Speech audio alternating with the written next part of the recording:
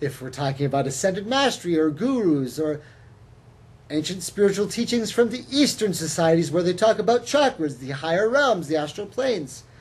Joseph, his gift is the dreams.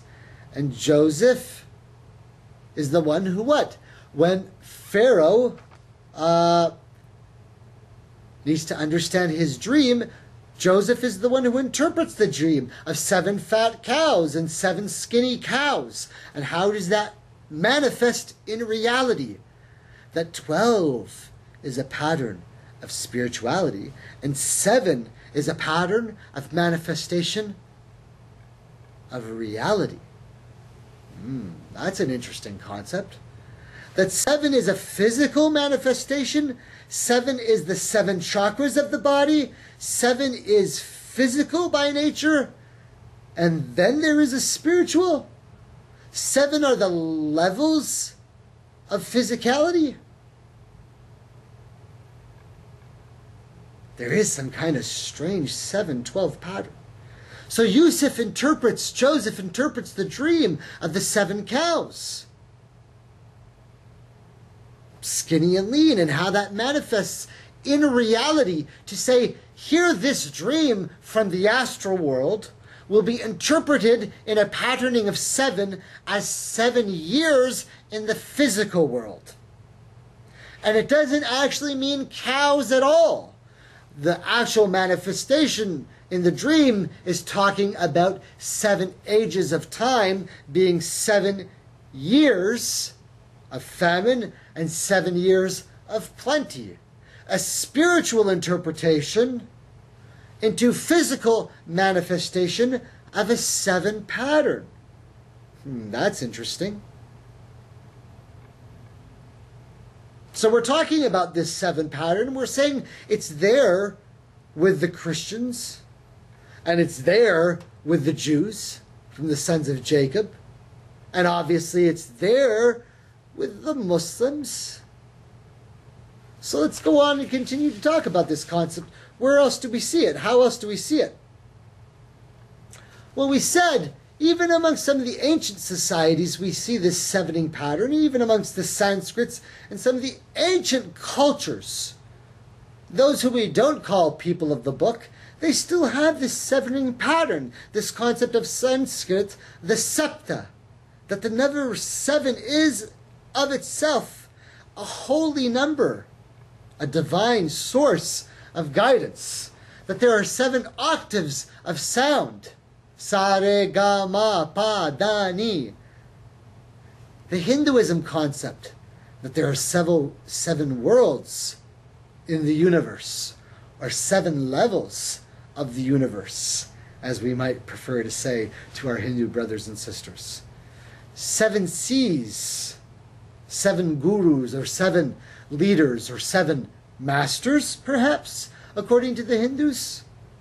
7 chakras or chakras, 7 Lateefas. Do you know it took me almost 36 years to find the word Lateefa and realize its meaning? And as I always tell you, that those of us who get to this part of our journey say that we understand the patterning of 7 manifestation and how that is a male manifested pattern. And that once you get to the level of 7, that everything beyond that, in the sweetness of the Lateefas, is feminine. In the sweetness of the beauty is from the heart. It is from the love. It is from the feminine side of the beauty of what Allah has created. It is from the love of the mother of the book. As your Lord Most High loves you more than your mother loves you, it is from that side of the feminine nature of it. So then we say, I'm telling you, for the first time in this story, because people always say you're supposed to find someone who can teach you the story, not just from the books, not just from the scriptures, but who learned it from their pattern themselves. That I am telling you, I always tell you my name. My name is Salim, son of Shamshad. And today, for the first time, I tell you, the son of a woman named Lateefun Nisa, from the family of Siddiq. For 36 years, I had not realized that my grandmother's name is Lateefun Nisa, the feminine Shakrah, or Lateefa. It's there in my line, in my name, and it took me 36 years to figure it out that it's in my chain, in my name, as a proof for me. Right? Because people say, oh, you're supposed to learn the pattern for yourself, by your own experience. I don't teach you the knowledge that I'm getting for myself and how it relates to my own story. I'm supposed to be able to give you the proofs from the Quran and the Sunnah so that you see them, right? You want proofs of chakras from the Prophet himself, don't you? Right? You want proof of the Lateefa of the body from the Prophet himself, don't you? Right? It's just a crazy story from your brother ain't enough. But I'm just saying, when you look for the stuff, it's always there. So this idea in the religion, is it there amongst the Christians that there is this seven concept? Yes. Is it there amongst the Hindus? Is it there amongst the Jews? Right? The Jews sitting Shiva when someone passes away, sitting for 7 days, and the patterning of seven in Kabbalah and the ancient mystery schools of the Jews. Plenty, right? Go to the priests, go to the rabbis and ask them if the pattern of seven is something from our understanding or not.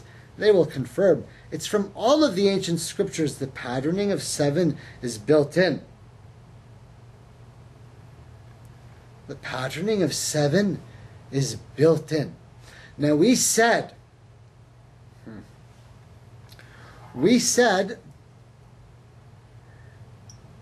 that many people are beginning to understand that this process has been a devolution process.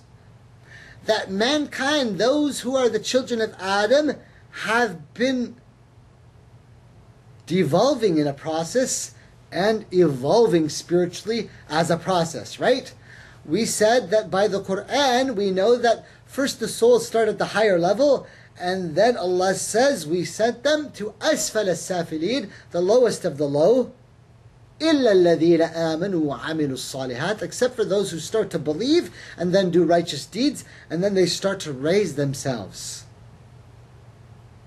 Now, with physicality, as Allah says in that same verse that we started this Quran, that it is amongst His signs that He has created the heavens and the earths, and that He has put living creatures, dabba, all over the earths,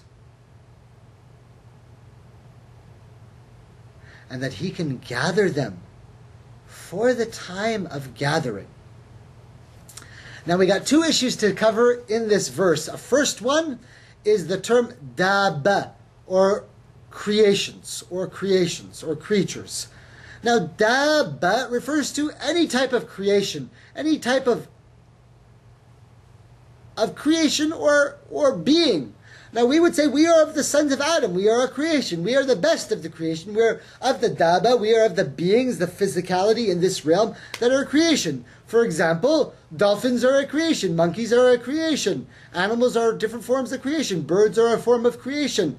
The jinns are a form of creation. All the other types of mankind, all the other tribes, all the other races of mankind, and all the other planets, and all the other realms of all the physical forms, they're all dab. They're all dab. Now here's a little shout out to my brothers who are talking about this concept of the awakening, or the Wake Up Project. My brothers online, because people always ask, is this story about Shia or Sunni? I always get that question. Are you Shia or are you Sunni? Who are you? I said, what? I am from the family of light, of Nur, who remembers where we come from. And those of us who on this earth remember who our family is from our mother and father. And we remember who our parents were. And we remember how we got here, or how we found ourselves. Then we say we are of the family of light. We are from the family of the house. We are from what? The family of the prophet. We wish to be of the family of the prophet.